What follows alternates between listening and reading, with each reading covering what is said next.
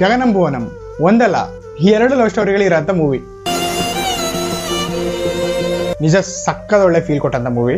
ಈ ಮೂವಿಯ one line story ಏನು, ಪಾಸಿಟಿವ್ ನೆಗೆಟಿವ್ ಅಂಡ್ ಏನ್ ಫೀಲ್ ಕೊಡ್ತೀವಿ ಈ ಮೂವಿ ಅಂತ ತಿಳ್ಕೊಳ್ಳೋಣ. Let's get to the video. ಅಲೆ ಅಂದ ಮೇಲೆ ಗುಡುಗು ಸಿಡಿಲು ಗಾಳಿ ಇರ್ತದೆ, ಅದಕ್ಕೆ ಭಯಪಟ್ಟು ಮಳೆ ಬರುದು ಬೇಡ ಅಂತ ಹೇಳಿದ್ರೆ ಆಗ್ತದ? ಭೂಮಿ ಬರಡಾಗುತ್ತಿಲ್ಲವಾ? ಈ ಸಿನಿಮಾದ ಒನ್ಲೈನ್ ಸ್ಟೋರಿ ತುಂಬಾ ಸಿಂಪಲ್. ರಾಮ್ ಅಂಡ್ ಅಭಿ ಅನಿವಾರ್ಯವಾಗಿ ಮೀಟ್ ಆಗ್ತಾರೆ. ಮೀಟ್ ಆಗಿ ಅವರಿಬ್ಬರ ಮಧ್ಯೆ ಒಂದು ಬಾಂಡ್ ಬಿಲ್ಡ್ ಆಗಿ ಅವರಿಬ್ಬರ ಲೈಫ್ ಸ್ಟೋರಿಗಳನ್ನ ಮತ್ತೆ ಲವ್ ಸ್ಟೋರಿಗಳನ್ನ ಶೇರ್ ಮಾಡ್ಕೊಂತಾರೆ.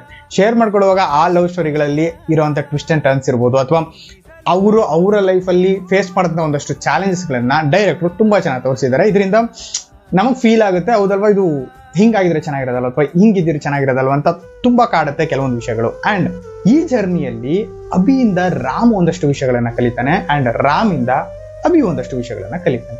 ಅದು ಏನು ಅಂಡ್ ಕೊನೆಗೆ ಅವ್ರ ಲವ್ ಸ್ಟೋರಿ ಏನಾಯ್ತು ಅನ್ನೋದೇ ಚಿತ್ರ.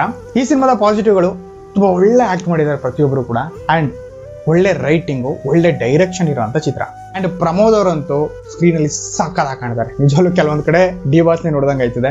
ಅಂಡ್ ಪೃಥ್ವಿ ಎಂಬರ್ ಅಂತ ಆಕ್ಟಿಂಗ್ ಬಗ್ಗೆ ಮಾತಾಡಂಗಿಲ್ಲ, ತುಂಬಾ ಚೆನ್ನಾಗಿ ಆಕ್ಟ್ ಮಾಡಿದ್ದಾರೆ. ಮ್ಯೂಸಿಕ್ ಅಂತೂ ಕೆಲವೊಂದು ಸಾಂಗ್ಗಳು, ಕೆಲವೊಂದು ಬಿಜಿಎಂಗಳು, ಕೆಲವೊಂದು ಸಿಚುವೇಶನ್ಗೆ ಬರುವಂತ ಬಿಜಿಎಂಗಳು ನಿಜವಾಗ್ಲೂ ಸಖತ್ ಫೀಲ್ ಮಾಡಿಸುತ್ತೆ. ಈ ಸಿನಿಮಾದ ಫೀಲ್ ಅಂಡ್ ಟೇಕ್ ಅವೇ ಏನಪ್ಪಾ ಅಂದ್ರೆ, ಎಲ್ಲಾ ಸಿನಿಮಾಗಳನ್ನು ನಾವು ಅರ್ಚಾಡ್ಕೊಂಡೆ ನೋಡ್ಬೇಕು ಅಂತ ಏನಿಲ್ಲ. ಕೆಲವೊಂದು ಸಿನಿಮಾಗಳು ಫೀಲ್ ಮಾಡೋದಕ್ಕೆ ಅಂತ ಇರ್ತವೆ, ಆ ತರದಂತ ಒಂದು ಮೂವಿ ಇದು. ಅಂಡ್ ಈ ಸಿನಿಮಾದಲ್ಲಿ ಫ್ಯಾಮಿಲಿ ಮೌಲ್ಯಗಳನ್ನ ತುಂಬಾ ಚೆನ್ನಾಗಿ ತೋರಿಸಿದ್ದಾರೆ. ಈ ಸಿನಿಮಾದಲ್ಲಿ ನನಗೆ ಇಷ್ಟ ಆದಂತ ಇನ್ನೊಂದು ವಿಷಯ ಏನಂತಂದ್ರೆ, ಕೆಲವೊಂದ್ಸತಿ ನಮ್ಮ ಜೀವನದಲ್ಲಿ ರಿಲೇಶನ್ಶಿಪ್ಗಳು ಬಿಲ್ಡ್ ಆಗ್ಬೇಕಾದಾಗ ನಮಗೆ ತುಂಬಾ ಜನ ಮನುಷ್ಯರಿಂದ ಸಮಸ್ಯೆ ಇರುತ್ತೆ, ಅದನ್ನ ನಾವು ಹೆಂಗೋ ಫೇಸ್ ಮಾಡ್ಬಿಡ್ಬೋದು. ಬಟ್ ಇನ್ನು ಕೆಲವು ಸತಿ ನಾವು ರಿಲೇಶನ್ಶಿಪ್ ಬಿಲ್ಡ್ ಮಾಡುವಾಗ ಮನುಷ್ಯರಿಂದ ಯಾವುದೇ ಸಮಸ್ಯೆ ಇರೋದಿಲ್ಲ ನಮಗೆ, ಬಟ್ ದೇವ್ರು ನಮ್ಗೆ ಸರಿಯಾಗಿ ಮಾಡ್ತಾನೆ ಅನ್ನೋದನ್ನ ತುಂಬಾ ಚೆನ್ನಾಗಿ ಹೇಳಿದ್ದಾರೆ ಈ ಸಿನಿಮಾದಲ್ಲಿ. ಈ ಸಿನಿಮಾದಲ್ಲಿ ನನಗೆ ತುಂಬಾ ಇಷ್ಟ ಆದಂತ ಅಂಡ್ ತುಂಬಾ ಕಾಡದಂತ ಒಂದು ಸಾಲು ಅಂತಂದ್ರೆ, ದೇವರು ನಮ್ಮನ್ನ ಇಷ್ಟಪಡೋರ್ನ ಒಂದಲ್ಲ ಒಂದ್ ದಿವಸ ನಮ್ಮಿಂದ ದೂರ ಮಾಡೇ ಮಾಡ್ತಾನೆ, ಬಟ್ ನಾವು ಬದುಕಿರೋವರೆಗೂ ನಾವು ಅವ್ರನ್ನ ದೂರ ಮಾಡ್ಕೊಬಾರ್ದು ಅನ್ನೋದು ತುಂಬಾನೇ ಟಚ್ ಆದಂತ ಲೈನ್ ಇದು ನನಗೆ. ಅಂಡ್ ಈ ಸಿನಿಮಾದ ನೆಗೆಟಿವ್ ಅಂತಂದ್ರೆ, ಕಾಲೇಜಸ್ ಅಲ್ಲಿ ಬರೋ ಒಂದೆರಡು ಸಾಂಗ್ಗಳನ್ನ ಇನ್ನೂ ಸ್ವಲ್ಪ ಚೆನ್ನಾಗಿ ತೆಗಿಬೋದಾಗಿತ್ತೇನೋ ಅಂತ ಅನಿಸ್ತು. ಅಂಡ್ ಅವ್ರ ಮ್ಯೂಸಿಕ್ನೇ ಕಂಪೇರ್ ಮಾಡ್ಕೊಂಡಾಗ ನಂಗೆ ಅನ್ಸಿದ್ದು, ಇನ್ನು ಮಿಕ್ಕಿದ ಹಾಡುಗಳು ಅಷ್ಟು ಚೆನ್ನಾಗಿದೆ, ಆ ಒಂದೆರಡು ಹಾಡು ಯಾಕೆ ಇನ್ನೊಂದು ಸ್ವಲ್ಪ ಚೆನ್ನಾಗಿ ತೆಗಿಬೋದಾಗಿತ್ತಲ್ಲ ಅಂತ ಅನಿಸ್ತು ಅಷ್ಟೇ. ಇದು ನನಗನ್ಸಿದಂಥ ಫೀಲು.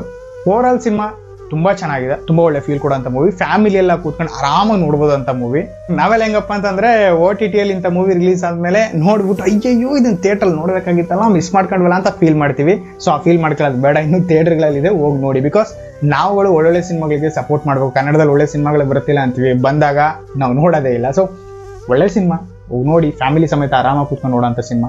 ಹೊಸಬರಿಗೆ ಸಪೋರ್ಟೇ ಮಾಡಲಿಲ್ಲ, ಬರೀ ಸ್ಟಾರ್ ಮೂವಿಗಳನ್ನ ನಾವು ನೋಡ್ತೀವಿ ಅಂತಂದ್ರೆ ಖಂಡಿತವಾಗ್ಲೂ ಇಂಡಸ್ಟ್ರಿ ಬೆಳೆಯಲ್ಲ. ಸೊ ನನಗನ್ಸೋದು ಇಷ್ಟೇ, ಸಿನಿಮಾ ತುಂಬಾ ಚೆನ್ನಾಗಿದೆ, ಹೋಗಿ ನೋಡಿ, ಒಳ್ಳೆ ಫೀಲ್ ಕೊಡುತ್ತೆ ಅಂಡ್ ಒಳ್ಳೆ ಎಕ್ಸ್ಪೀರಿಯನ್ಸ್ ಕೊಡುತ್ತೆ. ನೀವು ಆಲ್ರೆಡಿ ಮೂವಿ ನೋಡಿದ್ರೆ ಅಂದ್ರೆ ಕಮೆಂಟ್ ಸೆಕ್ಷನ್ ಅಲ್ಲಿ ನಿಮ್ಮ ಅಭಿಪ್ರಾಯಗಳನ್ನು ತಿಳಿಸಿ. ಅಂಡ್ ವಿಡಿಯೋ ಇಷ್ಟ ಆಗಿದ್ರೆ ಅಂದ್ರೆ ಲೈಕ್ ಮಾಡ್ಕೊಂಡು ಸಬ್ಸ್ಕ್ರೈಬ್ ಮಾಡ್ಕೊಂಡಿರಿ. ನೆಕ್ಸ್ಟ್ ವಿಡಿಯೋದಲ್ಲಿ ಸಿಗೋಣ. Have A nice day.